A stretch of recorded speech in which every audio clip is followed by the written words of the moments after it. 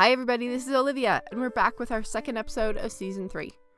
Just a reminder to our listeners that we've moved to an every other week format. So from now on, episodes will be airing every other Monday. I also wanted to announce that by popular demand, we're launching a new Facebook group today for our listeners. We've gotten several messages from people wishing that there was a place to continue the conversations that Katie and I had during our episodes. So if you're looking for really interesting conversations about reclaiming women's stories and women's history, whether it's better to be forgotten or misremembered, or what a good 1,000-year-old nunchuck sounds like, you can join us there at the What's Her Name listeners discussion group. This episode is sponsored by Girls Can Crate, a unique subscription box, inspiring girls to believe that they can be and do anything. Hi, Katie. Hi, Olivia. So, how much do you know about Trinidad? Trinidad? As in Yes. Trinidad and Tobago? Trinidad and Tobago. When I was a kid, I had a talking globe that would quiz you about the locations of places, and it would frequently ask Trinidad and Tobago, and I knew where to spin on the globe to hurry up and touch it with the magic pen. And that is all I know about Trinidad and Tobago. So that was pretty much all I knew about Trinidad before this week as well. So now I know some more things. As your magic globe showed you, Trinidad and Tobago are right off the coast of Venezuela in the Caribbean Sea. So in the native language, Trinidad was called the land of the hummingbird, but it was renamed by Columbus, because of course it was.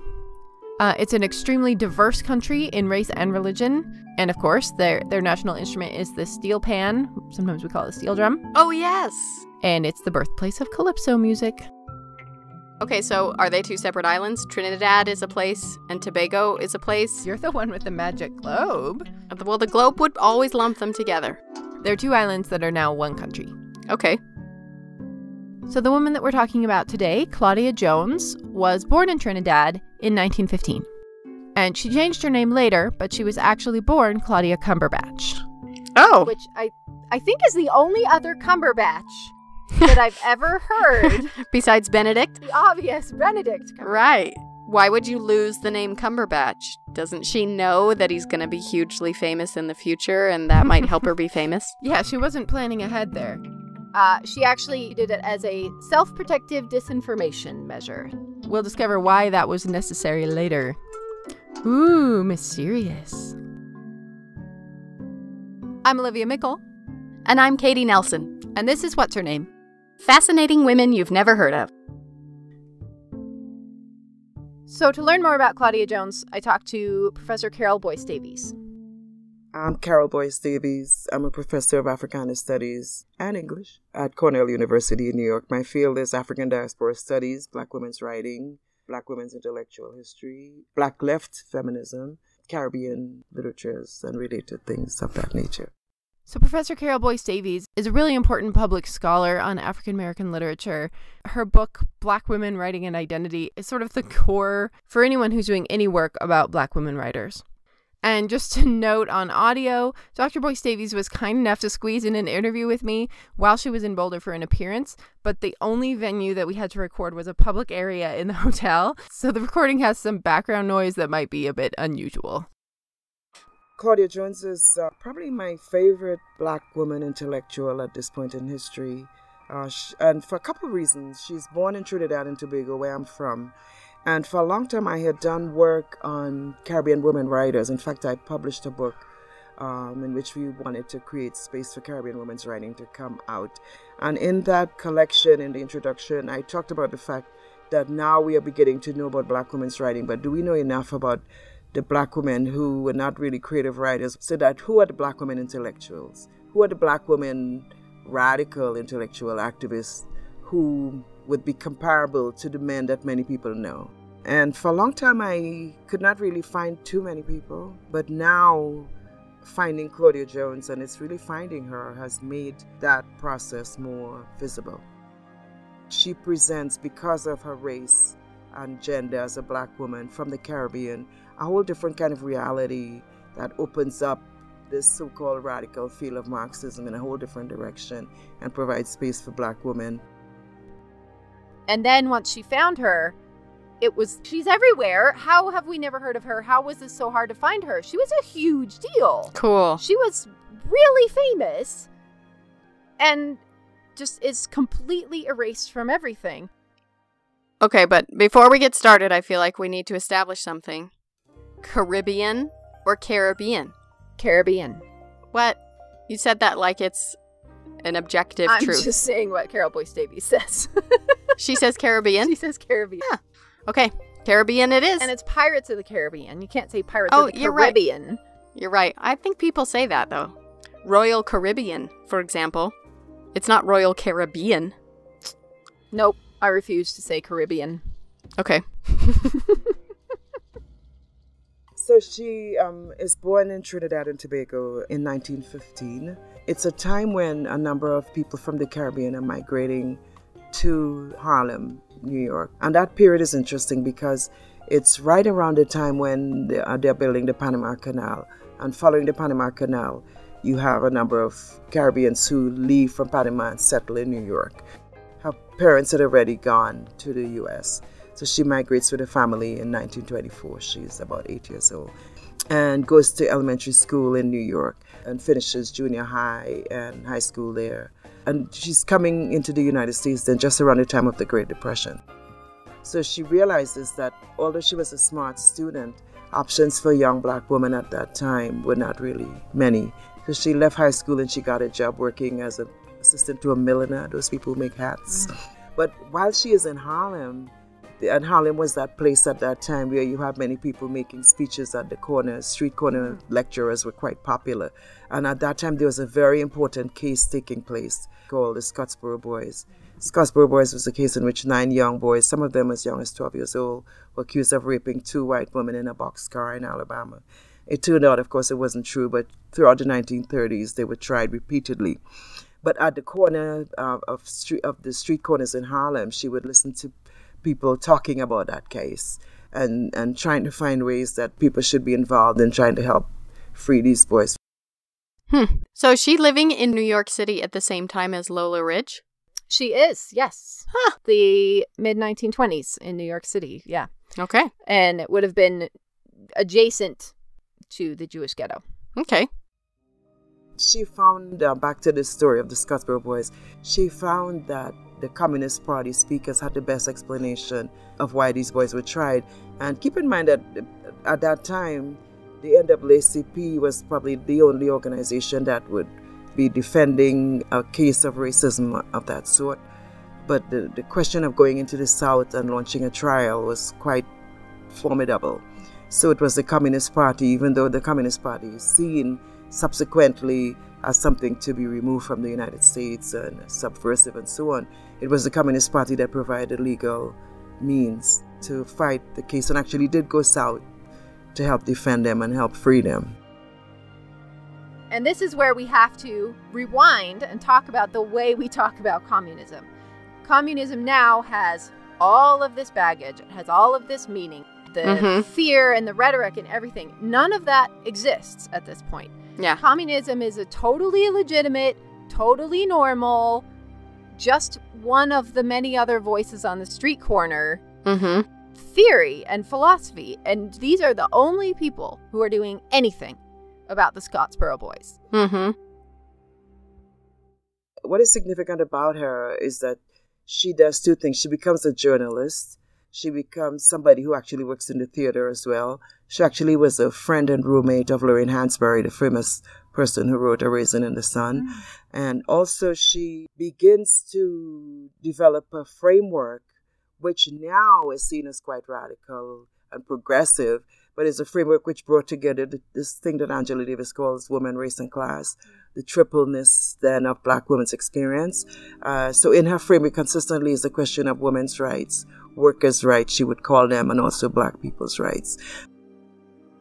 So she's there, she's working in New York, and she is creating this whole new way of thinking about these problems. She starts talking about the combination of being a woman and being Black and being poor is really hampering her in ways that aren't accounted for by just one of those things. You know, people are starting to talk about racism. They're starting to talk about class. They're starting to talk about gender, but no one is talking about them together. Mm-hmm. And she starts to talk about that. And she's starting to write. She's a really excellent writer, and she's writing for the newspaper. She's writing for the communist newsletters. She's just doing everything she can to try to start thinking out loud on paper about these problems. And she creates this framework of woman, race, class. If any of our listeners are familiar with sort of the beginnings of Black feminism, this is Black feminism. This is the prototype, the structure that I, in 20 years of studying this, have always heard this attributed to an amazing woman named Angela Davis. Angela Davis quotes her. She quotes Claudia Jones. In essays that I have read, Claudia Jones thought of this, and this is how we should be thinking about it. So now, even though people talk easily now about woman, race, and class, and see Angela Davis as like the progenitor of that framing, it was actually Claudia Jones. Yeah. And Angela does cite her. So she would look, for example, at the Black woman as the breadwinner of the family. She would critique war efforts on the basis that they often mean that a government is sort of now committing more monies to an effort that means one is investing in military hardware as opposed to people, sending people to school, feeding children, and so on. So she was actually involved also in peace movements at the same time. But gradually over the years, she rose through the ranks of the Communist Party. She becomes the secretary of something called the Women's Commission in 1947, 1948, under a woman who was Elizabeth Gurley Flynn, who was the president of the Women's Commission. And together they traveled across the United States, recruiting thousands of people to join the Women's Commission and of the Communist Party. So, of course, at this time period, any minority activists are going to be immediately surveilled by the FBI. So she gets a file opened on her pretty quickly by the FBI for this anti-racist work that she's doing. Ironically, not the communist work, because that wasn't a big deal. The exact same thing with Lola Ridge. There's this huge movement. There's all of this interesting radical thought going on all through New York that's not mainstream, but it's definitely not seen as any more threatening than any other way of looking at the world. Yeah. Man, New York in the 1920s, that would be a cool place to visit in a time machine. Yes. Stuff going on. Does the rest of her life play out in New York? It does not. Huh. Not because she chose that. Oh. Did she have to run for it? Oh, it's a whole story. Oh, yay. The surveillance eventually led to her being arrested. And actually, she was arrested 3 times. She's known, for example, when she was on trial, she told the judge, "You do not dare think that Black women can think and write and speak." And that's one of her famous lines that I love. Once she was in Ellis Island under something called the Smith Act. And the Smith Act was linked to the fact that she did not have United States citizenship. She tried as an immigrant for many years and applied for citizenship, but she could never get it for one reason. And that one reason is that she had joined the Communist Party when she was like 18 years old. And people don't realize that in the United States citizenship definition, one has to declare that one has never been a member of the Communist Party. And even if you go through now as an adult person applying for U.S. citizenship, there's a form you have to check that says you've never been a member of or know anybody who's been a member of the Communist Party. So she was never able to get citizenship, even though she came at the age of 8 years old. So that means, of course, that when, maybe as part of a protest, many of the leaders get arrested, the other leaders go to jail for 6 months. She can be deported. Right. And that's eventually what happens. Let's pause for just a second to thank our sponsor, Girls Can Crate. Girls Can Crate is a unique subscription box inspiring girls to believe that they can be and do anything. Like us, Girls Can Crate believes that real women make the best heroes. And every month they deliver them to your doorstep. So how do they do it? Every crate features an inspiring woman and her own unique story of why she's awesome, a 28-page activity book, plus everything you would need to complete 2 or 3 hands-on STEAM activities and more. And for our listeners, if you go to girlscancrate.com, CRATE.com, and use the code HERNAME, all caps, you'll get 20% off your first month's crate on any subscription. It's designed for kids, but honestly, I think it's fun for adults. I enjoy the experiments. I would buy the subscription for myself. Like, I'm genuinely considering, all my kids are too old, but I might just get one anyway. Yeah. No, I have had many moments of awe based on these subscription box for children. Wow. Did you know that if you get a balloon and make it staticky, and then you put it next to tiny little foam balls, the foam balls will jump around and look like they're living creatures, and it's really amazing? What? No, I did not know that. Girls Can Crate taught me that. Wow. It's pretty awesome. No, just get yourself a subscription. I'm going to. Girls can do anything. Like, get themselves a subscription box for children. Exactly. Check them out now at girlscancrate.com. And when you order, make sure you use the coupon code HERNAME, all caps, so that they know we sent you. She's thrown in jail a few times for short periods of time. And then the thing that really gets her is on International Women's Day, she gives a speech about women's rights and peace. She's really, at this point, a huge peace activist and saying, like, war has such a huge impact on the world and especially on women. And we know this still now, that women are the ones who are usually suffering the most when war breaks out in an area. And so she gives a speech for International Women's Day about why peace is important for women's rights. And somehow they call it the overt act threatening the security of the U.S., for which she is arrested.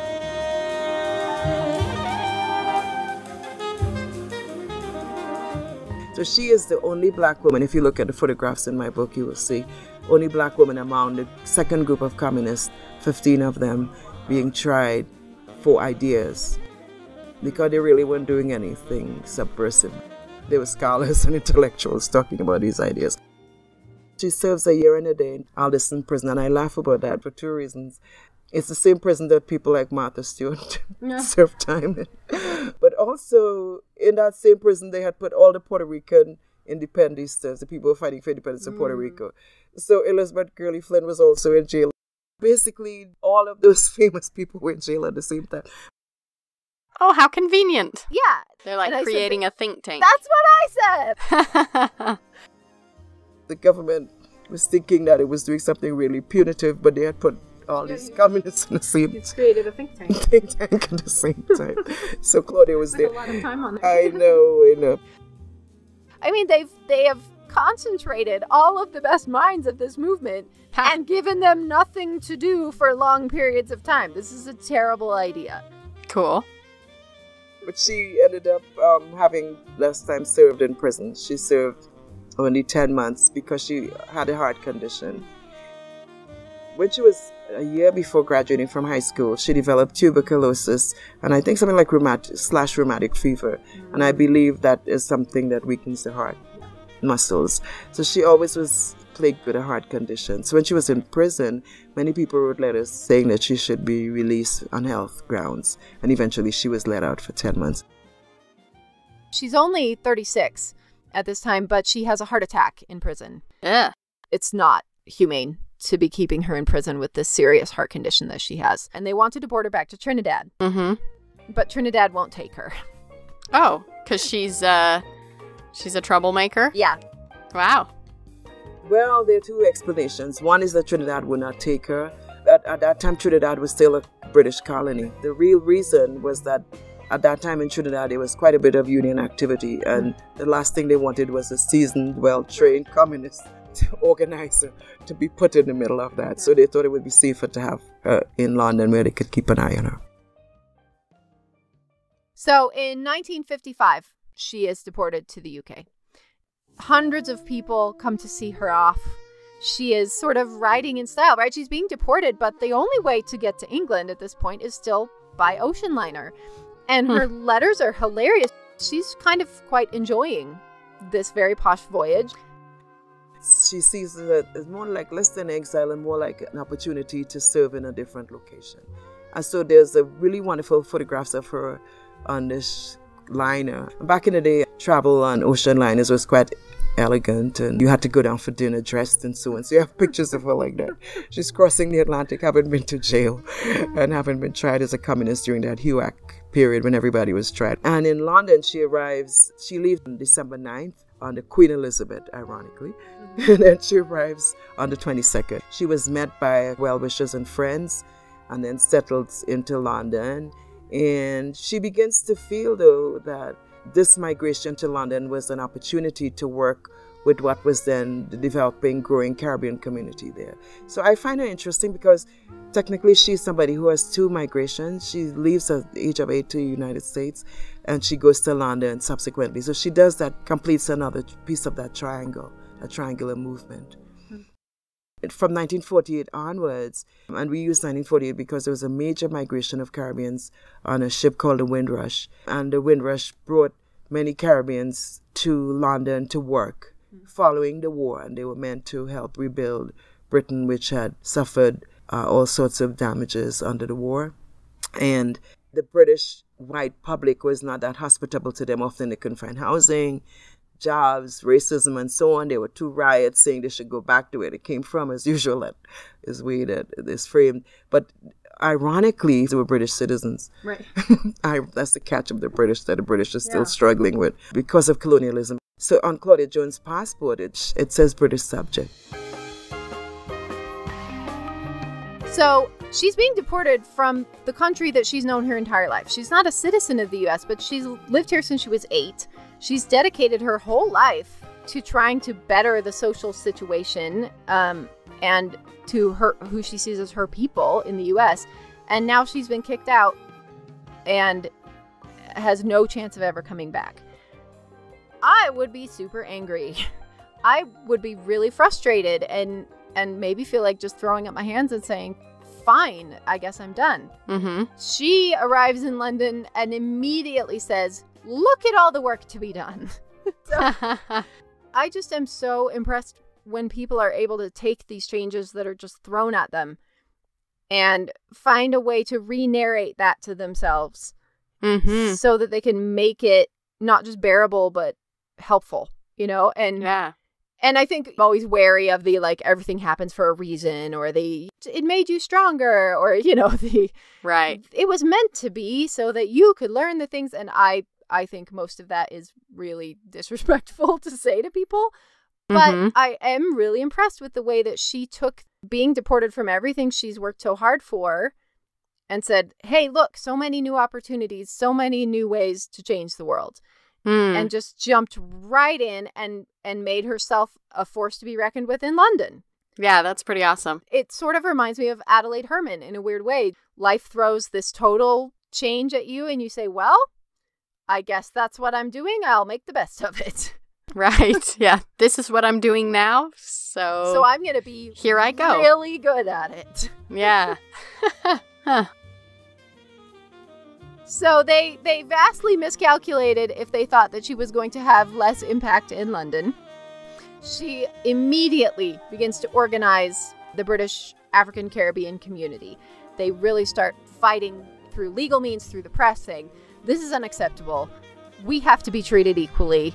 And she spurs this huge movement all of a sudden. She starts the first black newspaper in England. And it's a newspaper, but it's also very much an organizing tool. So in London, she starts working with the Caribbean community. And the first thing she does is create a newspaper called the West Indian Gazette.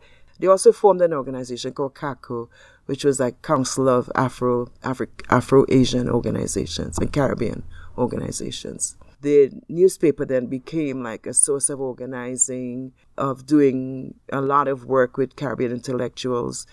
There were a number of writers who were coming out at that same period. So she would carry in the newspapers ads, announcements, items that have to do not just with the Black British experience, but with the Caribbean in general. Because she was so enmeshed in U.S. politics, she knew the U.S. well, and then brought that energy and experience. Most British people know who she is without knowing who she is, because the biggest thing that she did in London was to start the Notting Hill Carnival, which is one of the biggest outdoor festivals in London now. A yearly festival. And it's a very interesting example of how we create narratives for one purpose and they get swiftly switched to something else that we didn't expect. So at this point, there are all of these, especially mostly Caribbean men, arriving in London. And there's a big backlash. There is a stereotype that these Caribbean men are violent, they're dangerous, they're frightening, they're aggressive. And she sees this happening and says, we have got to counter this narrative right away. We have to figure out how to show, the white Londoners what we really are, what is Caribbean culture, and that we really need to show them the joy and the lightness and the fun of this culture. And she says, I think the way to do that is to start a carnival. We're going to have a carnival where we can showcase our culture. And so they start this originally indoor carnival because it's winter. Because it's England. You can't have anything outdoors. It's England and it's winter, but she's like, we got to get on this now. We need to do this right now. So they hold this carnival in a big hall. It's meant to show, here's our art, here's our music, here's our clothes, here's our food. We're fun, and you don't need to be scared of us. Yeah. And it's wildly successful. It's really, really successful. Cool. She has this beautiful quote that I just love. Her famous line for her carnival was that people's art is the genesis of their freedom. And my friends who are artists use that all the time. I love that. I think that speaks so much to what she was trying to do. She understood that the task is not, that you're not going to force people to get along. All you can do is try to share the beautiful parts of your culture and hope that they can catch that and understand it. Wow. And that's the genesis of their freedom. And that's the genesis of their freedom. Cool. That the freedom for these Caribbean immigrants is going to come through their art and through sharing that art and their narrative of who they are. Cool. So, ironically, that was quite effective in offsetting the stereotypes of the angry, violent, aggressive Caribbean men to the point that now we have a new stereotype of Caribbean people, which is the fun-loving party people. Right. And I can't help but think that this may be where that stereotype starts. That in actively trying to counter one false narrative, you're imposing another false narrative on top. Oh, wow. And I think I've mentioned this. I'm sure I have because it's my favorite TED Talk ever. But the author Chimamanda Adichie gives a TED Talk called The Danger of a Single Story. And it's all about the problem with stereotypes isn't that they're not true, it's that they're incomplete. That this might be true of this person, but if you only have one story about a whole people, it's always going to be hugely misinformed. And I think, she makes such a valiant effort to counter that story with this other beautiful story of her culture, and that can then be co-opted in so many other different directions by other people with different agendas.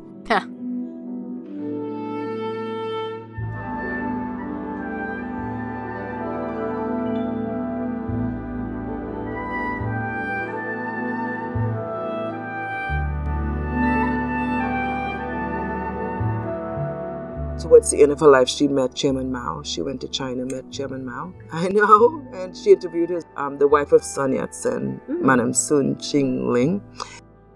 And then she also went to the Soviet Union as a guest of Soviet women. And then from there went to Japan. And in Japan was part of a group that did a platform to do the final resolution against nuclear weapons and the hydrogen bomb. And she's the person who stood up and made that declaration. A lot of people felt at a certain point, and it happens all the time, I think this is another period when people just felt that the U.S. was not delivering on its promise of what it intended to be and decided to look elsewhere. So a number of them went to Ghana because Ghana was under former President Nkrumah, who led Ghana to independence, was like a place that was opening up for possibilities for Black peoples in a much more progressive way. So people like Maya Angelou went and lived in Ghana for a while. And she was actually there when a number of other people came and functioned as a host to them, people like Malcolm X and so on. Claudia also met Martin Luther King Jr., and it's important to say that on his way to Oslo to receive his Nobel Peace Prize, he passed through She met him. She also was photographed with W.B. Du Bois. He was going to Ghana too. She's a big deal in the Communist Wow. Party. She's meeting everyone. I mean, you can't just walk in and meet Mao, Right. right? And regardless of what we think about Mao now, that's a big deal. That Right. she was famous and important enough to do this world tour. She's on a global stage. Yeah, trying to work with all these other leaders to create a peaceful world. All of these people are traveling to meet her. Mm-hmm. Everyone who is traveling to sort of start this new experiment finds a way to come and meet her. Wow. It seems like a really international life.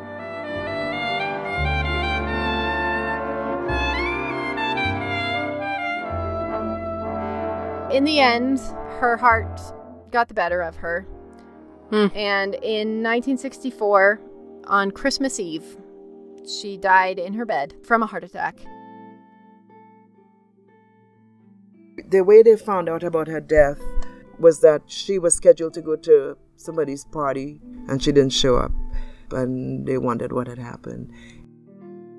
Somebody went to her house. It was locked and so on, but broke in, and she had passed already. I gather she was in bed with her glasses on reading. Yeah. So she died in her sleep.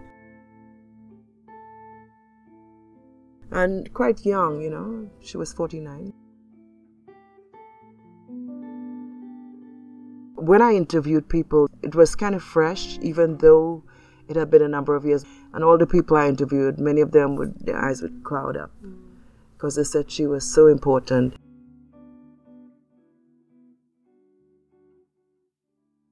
I think one of the best examples of how important she was and how shocking it is that we've forgotten her is where she's buried.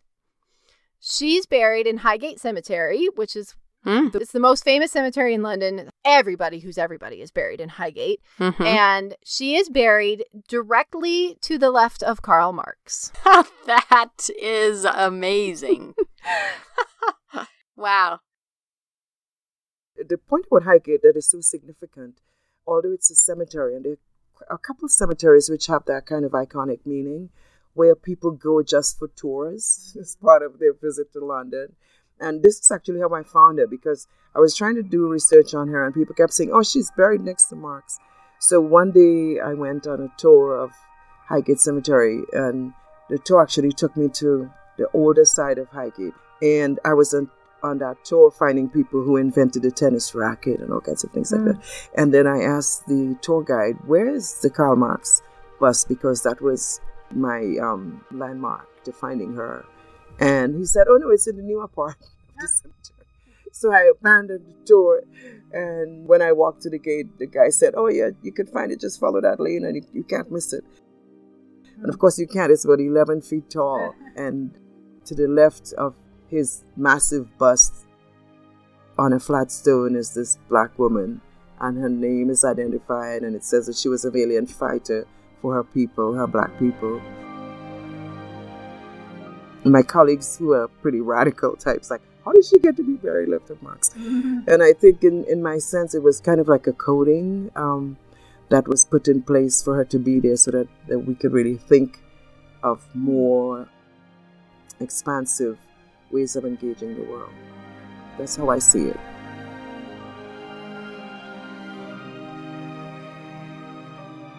Every time I'd go to London, I would go to Highgate, to her gravesite.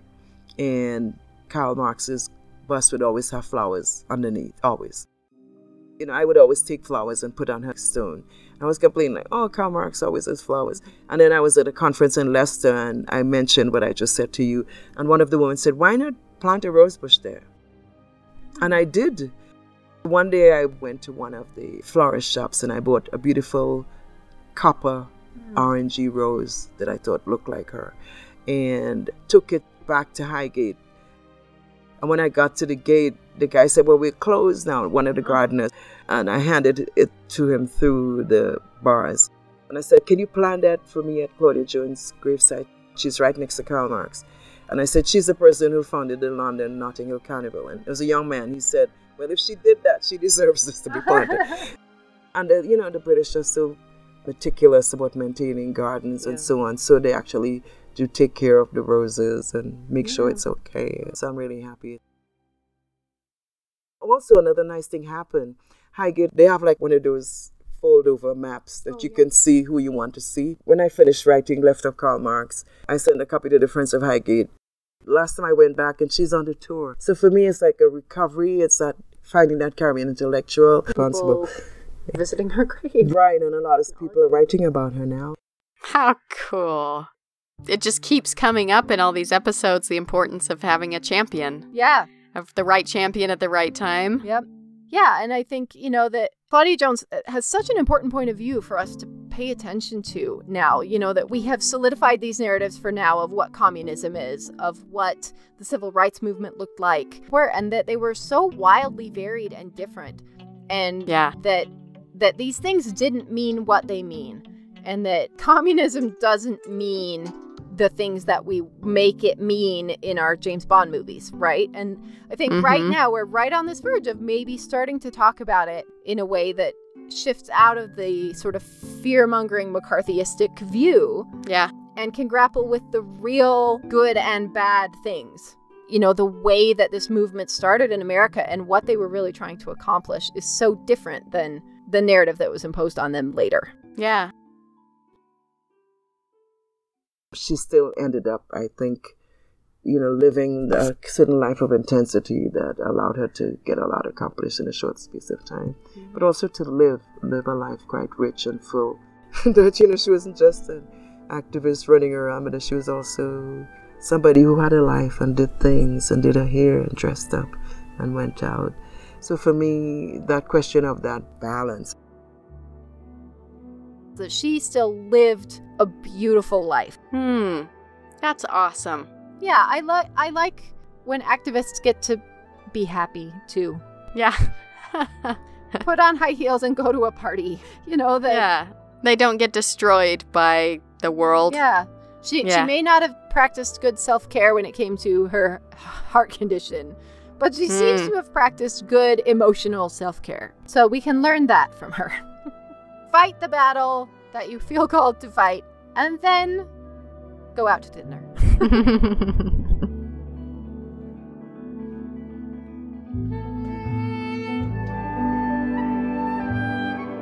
Huge thanks to Professor Carole Boyce-Davies.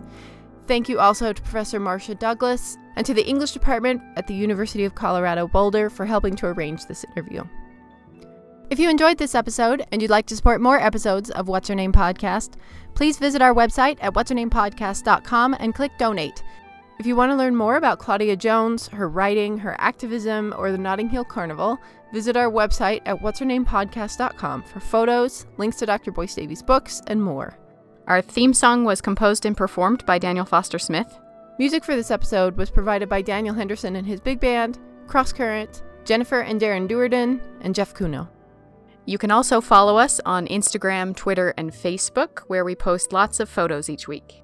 If you enjoyed today's episode, if you would take a minute to leave us a review on iTunes or wherever you get your podcasts, it makes a huge difference in our ability to reach new listeners and bring you more women making history. The woman that we're talking about today was born in Trinidad. Okay. When? 1915 is about the time. Okay. Please leave that in. And then leave that in. Can we start doing outtakes at the end? Yeah. I think we can. I think we could. And Guggenheim winners. All right, that can Or be maybe just leave outtakes right in the middle. This episode was edited by Olivia Mickle, and What's Her Name is produced by Olivia Mickle and Katie Nelson. Communism.